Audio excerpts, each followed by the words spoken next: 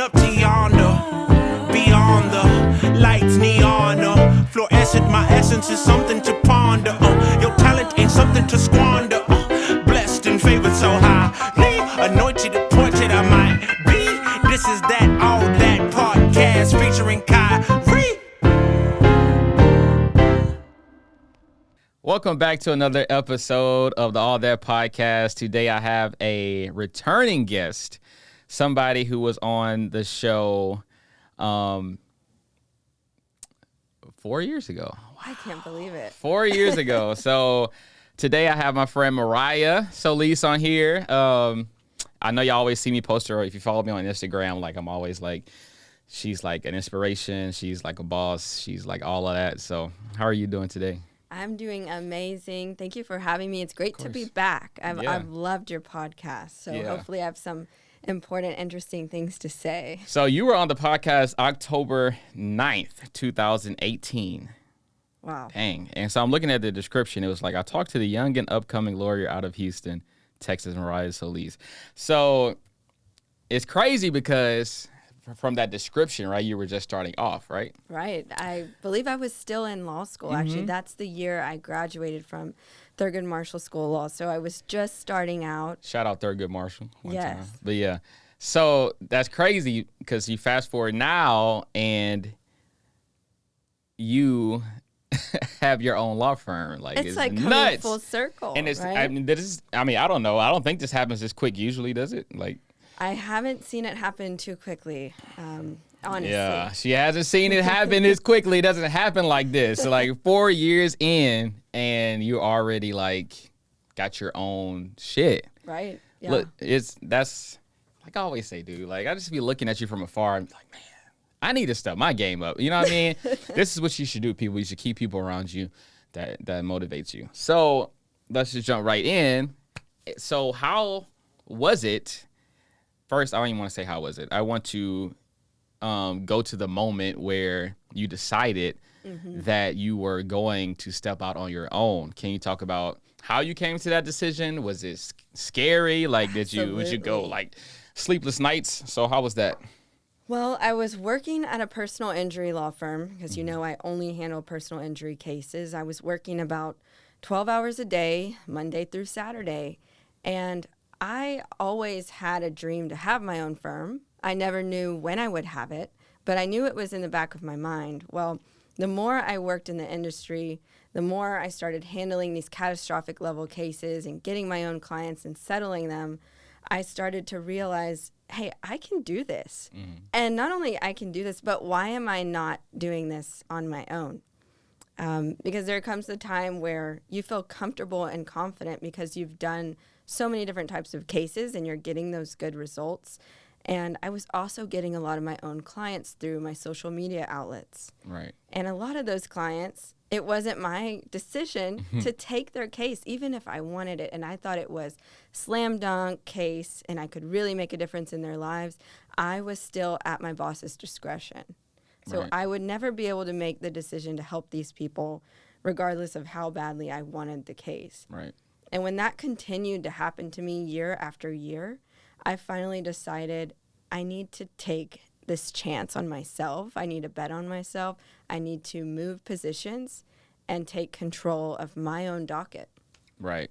Wow. So, okay, so you're making this decision. You're like, you know, I'm tired of, you know, having to not move as freely as I want to.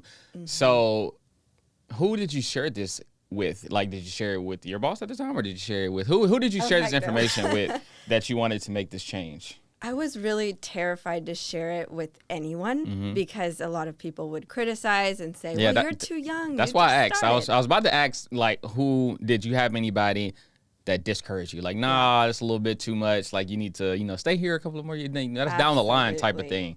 Anytime I sort of mentioned it in passing to other lawyers or previous bosses, it was you're too young, you're not ready, you don't have the capital.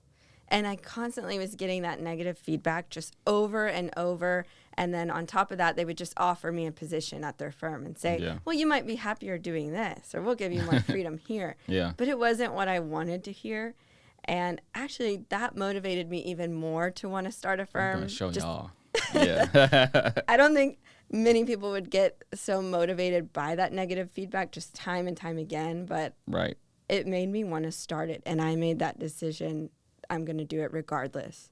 I did share it with my partner, of course. My husband, he was extremely supportive, and he helped me line everything up and get it laid out and prepared. So he was my rock and support system and Yeah. the positive that I needed in my life, because you just have to surround yourself Yep. with that positive energy. Facts. So, okay, now, you're here, you made the decision, you're going to do it, right? So these things seem glamorous, right? Like, Right. oh, she has her own law firm, but a lot of people, like to look at things, but they don't really know like what it takes to maintain these things, right? So, what challenges did you face with, opening up your own business? Oh, yeah. The first 6 months, I would say, were the most challenging times. You're just starting. There's so much to do. You want to keep that outward appearance that everything is together and your cases are fine. But really, every day is a hustle and a struggle. You're trying to get business. You're lining up your finances, setting up all of your accounts, and you're making sure that you have a system in place where you can work these injury cases properly. And that was crucial.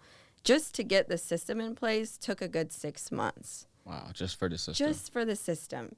And you're still constantly evolving. Right. And once the system was finally in place, then you start bringing on some employees, some help. Business is picking up. You've been able to pay all for your softwares that you need and you're ready to go. Then you've got to deal with employees. And I think one of the hardest things about running a business is hiring the employees and making sure they're the right fit for your business. So how do you go about that? When your people interview with you, what do you look for to say, okay, you fit the Solis firm? Like, what is that makeup? What does that look like? Well, one, I do interviews really differently than I think a lot of injury law firms or law firms in general. They're usually very in office and very structured. And I just say, can I take you to lunch? Because I'm all about breaking bread with the other person and sitting down and Right. having a conversation, really getting to know who they are before they work for my firm. Because regardless of their education or what type of cases they may have worked, if their mindset is not on the same page as mine and I don't see that they're ambitious, honest, loyal, and hardworking, then they are not going to be the right fit for my firm. Right. Okay. That's my criteria. Yeah. So I know you have the Mamba mentality, what we call Mamba mentality, right? Like just get it done at any cost. So, but because I want you to speak to people, particularly women who are looking to branch out, start their own business, do yada, yada, yada. I want you to talk about the moments that you had where you wanted to quit and how did you get past that?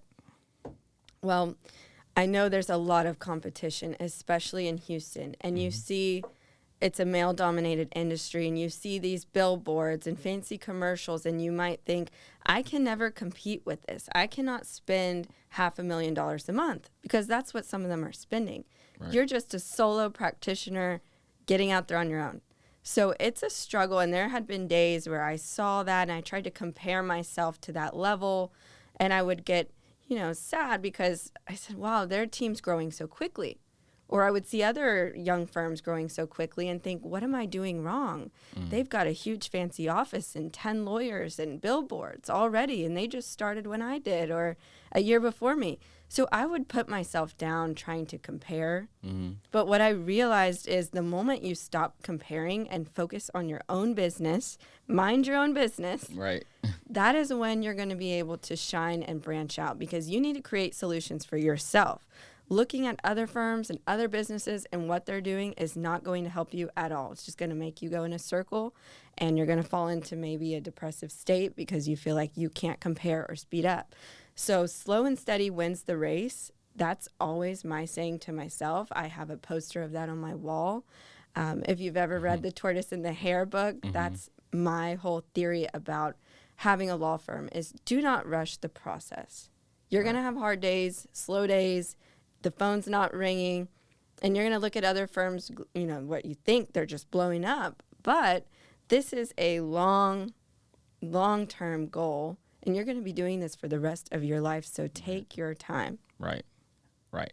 So one thing I like about how you do business, you know, just looking from the outside in, is that it seems like well, I know this for a fact, you take, you know, the relationships with your clients seriously. Like, I remember we went to lunch a couple of months ago, and you were coming from somebody's house, wasn't in the most favorable neighborhood, but you went, like, you were in, like, nah, you come down to the office, like, you go to them, and you see, like, you know, messages people send you thanking you for, you know, how you handled the situation. So can you talk about why is that so important for you to cultivate those relationships with your clients? Yeah, so it's one of the most important things to me. It sets me apart from these other large law firms. I go to my clients just like I am with employees. We go to lunch. Well, my clients become a part of me, a part of my firm and my family. So going to their house, meeting their parents, getting to know everyone in the family, because it's a family affair. If you're catastrophically injured, everyone's involved. Right. You need to see how they live, how they think, and how this accident is really affecting them. You are putting yourself in their position as their attorney because you've become their voice. So it is crucial for me to go to their house, see how they live, see the hobbies they like, and really get to know my clients, because that's the only way I can successfully advocate on their behalf.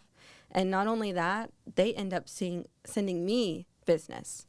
And that's how I get a majority of business. I get repeat referral business. That's cool. That's cool. I think I asked you this before, but, you know, it'll be interesting to hear the answer from then to now. But how do you, or do you, or you can, is this even possible? How do you not take cases home? Like, how do you decompress? I feel like you do a good job because you like go on vacation, like periodically, like often. But how do you detach from that, or do you? Or is it impossible for you not to take it home? You know what I mean? So what is your practice on decompressing from work? Because you do have a taxing job. You're dealing with, you know, death. You're dealing with injury. You know what I mean? So what is your practice for that? Yeah, self-care is on the top of my list every single day because of dealing with these kind of cases. And it's a full-time job to make sure that you don't let it get to you. It really takes a lot of self-work to not bring the work home with you. So taking vacations helps, taking time out, relaxing, getting off your phone at the end of the night. But it is impossible, I would say, to fully erase it from your mind or your dreams, because I frequently have dreams about cases, very frequently. So even when I'm asleep, it's still coming to me. So I really can't separate it, but I do try to have hobbies and take time to take care of myself and do things that make me really happy. Right. And the work is extremely fulfilling, even though it is tragic. Yeah. With you, it's like you work hard, but you play hard also. It's like you enjoy yourself. So that's good that you have that balance.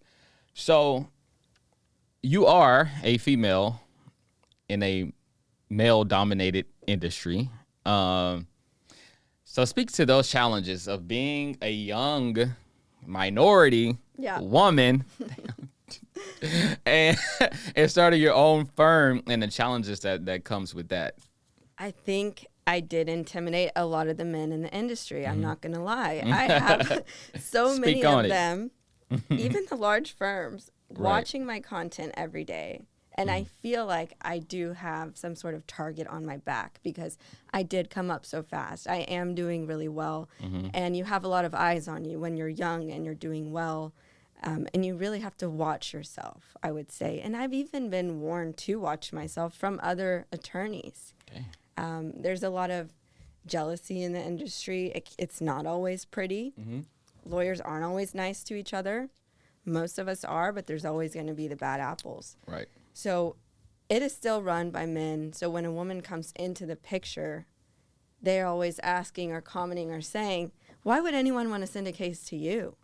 You're young, you're a woman, you're just pretty, maybe you're just a little model. Oh, you're just a content creator. you get these kind of comments. Yeah, a little But slick what comments. they can't compete with or say anything about is the results that I'm getting Right. and the fact I don't have to spend a dime on advertising to convince clients to come with me. Talk your shit. That's right. So, Alexa, play a Millie by Lil Wayne because you just got your first million viewed TikTok today. So, can you speak on, because it's a new ball game, right? I always tell people, like, no matter what industry you're in, you need to be in media, period. Like, it don't matter. So, can you talk about how social media has impacted your business? I get about 90% of my cases from social media. And I really Wow, use all 90%. outlets. 90%. Every single time I post a reel or a piece of content on social media on one of the platforms, I will at least get one potential client call every day. And those really add up. And it took me a year of content creation to get to where I am with this TikTok, the million views. It takes a long time and a lot of work to get there. But you're right. Every single industry needs to be on there because it has even the playing field Right. for small business owners. It has actually busted the doors wide open to the point our reach is limitless. That is our new billboard. Literally. Yeah. And it's cheaper. Way cheaper. Yeah.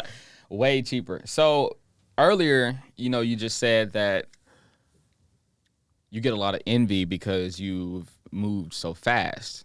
So with that, with you moving so fast, what keeps you motivated? Like, because you're hitting these wins fairly quickly, you got your own firm fairly quickly, and it's like, damn, I'm accomplishing everything. I've imagined at some point, you could get a little like restless or like, maybe I'm looking for something else, or you can have that thing that keeps motivating you. Like for an athlete, for instance, like, Kobe Bryant, I'm always bring him up because that's my dude. But like Kobe or Serena, I'll use Serena, just use somebody different. Serena, right? So she has the most illustrious tennis career of all time. But what keeps her coming back is she's one short of the all-time Grand Slam total. Like, so that's her why. I keep playing. Also she loves the game. So what is your why? I mean, why do you keep showing up every day? Like, what keeps you going? One, I love the game. I love the clients. I can say all the lawyer things. I love making a difference, changing the laws. And really, I have a lot of self-goals. I'm a very competitive person. So I write out my goals, and I have to reach them. And one of my goals is becoming one of the most successful personal injury law firms in the United States. That's a high-level firm, like some of the bigger firms I admire. And I know I will reach that point. But because I love what I do so much, I don't feel like it's a full-time job for me. This is my hobby. This is my life. It's my life purpose and what I live for. Right. So I wake up every day excited to start and get new clients and talk to people because I'm a people person. Right. If I didn't have people, I wouldn't be motivated to do this job at all. Love that. So going back to Serena right quick, in her Vogue piece that she did announcing her evolution, she doesn't like the word retirement. So her evolution from tennis, she was saying that, the main reason for her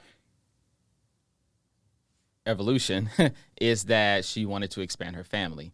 And she was saying now if she was Tom Brady or LeBron James, this wouldn't even be an issue. Right?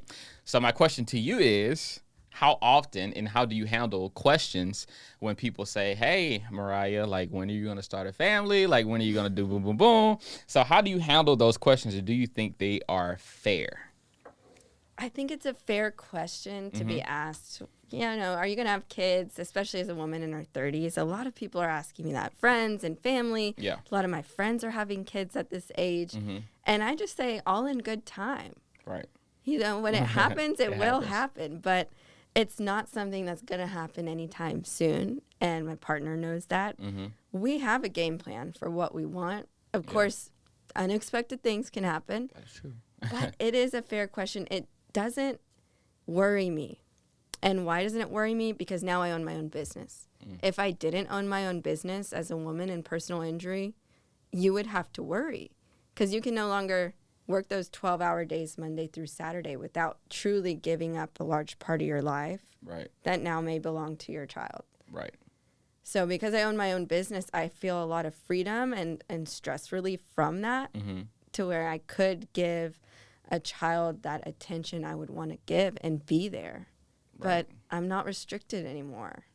And for the women who still are, that's a big part of the reason you should start your own business. There it is. Yeah, straight up. Straight up. So is there any like stereotypes about personal injury lawyers that you would like to clear up? Hundreds. We're sharks. floor is yours. Ambulance chasers. Yeah. We're just blood-sucking, greedy, all over people that are injured. Mm-hmm. I don't think that's always the case. Like I said earlier, there's some bad apples. But most of us are extremely caring because the amount of hours and effort we put in, even a simple car wreck case, I don't think clients even understand. Right. I may put in 8 hours a day just reading through medical records on a client's crash where they just have a soft tissue shoulder hurt or arm hurt. Mm-hmm. So for the people who call us bloodsuckers or greedy, if you really calculated the amount of hours we would spend per case versus our actual payout, some of us are making less than minimum wage. And I don't think a lot of people see that. They just see the big settlement numbers. Right. But they don't know the back end hours it takes to get there or how much time it takes to get there. So for all of you who have had an attorney, be appreciative of their work because it's not a snap of your fingers and get a settlement. There's a lot of work that goes into it. So I don't think lawyers are as greedy as they say. If we were, we might be in corporate law. Just saying. So can you tell, because like we said, we wanted to tell, especially women, I give them some tips, right? So talk about the importance of networking, because I just have been on this tip lately because I'm speaking for myself and the connections that I've made with people, and they put me in situations that people with money can't even get into. You know what I mean? So it's like just Definitely. knowing somebody can. So can you talk about the power of networking? There's nothing more powerful than networking. Like you, I can't tell you the amount of times I've met someone who put me in a position to do things I would never be in the position to do had I not met them. Right.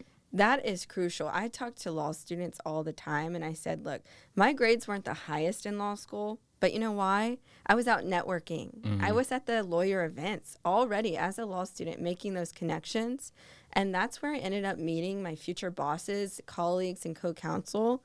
So those connections put me in better positions than making straight A's would have made me. You really have to think about who you want to be associated with in your field and how they can work with you and how you can help them. Right. So it is absolutely crucial. I even met my former boss, who was one of the few who pushed me to start my own firm through networking events. Wow. To the point we didn't have to have a formal interview like everyone else. We already had a connection. He already knew about me and who I was Yeah. because of networking. Right. So besides starting your own firm, what has been like the coolest moment, like to where you were like, damn, I'm really her. So what has been that moment for you, or moments, if you can't narrow it down to one? There has been some amazing feelings, including the one today when I did get 1 million views, because 4 years ago, I didn't even think I would have my own firm. And today I have this audience of 1 million plus and growing. That was one of the moments today. And there's also been multiple others where I'm handing clients big checks, big checks, not only clients, Yeah. but associate counsel who sent me cases. I can say I have made one of my best law school friends over $800,000 in a case. And I got to Sheesh. talk to him about that check and change his life. So Yeah. that's also a moment where you're like, Yeah, like that's what's me up. right now doing this. This is actually Yeah. happening. Yeah. And just looking back at the commercials that I've made and the staff that I've hired, it feels good to have people under me that love what they do and just Right. show the world what we came to do. And I do have an all-female team. I'm not against Hey. hiring men, but at the moment, it's all women. Really? Yes. So you're doing like the Beyonce thing. That's what's up. And I she had just- like the all-female band. Yeah, and it just happened. I have the best looking team, I can say. Right. And so Jay-Z had this lyric in the song called Boss, right? Because when you said you handed the $800,000 check, it reminded me of this verse. So he says, everybody's bosses till it's time to pay for the office, till them invoices separate the men from the boys or the girls from the women. Over here, this is the part, we measure success by how many people successful next to you. Here we say you broke if everybody is broke except for you.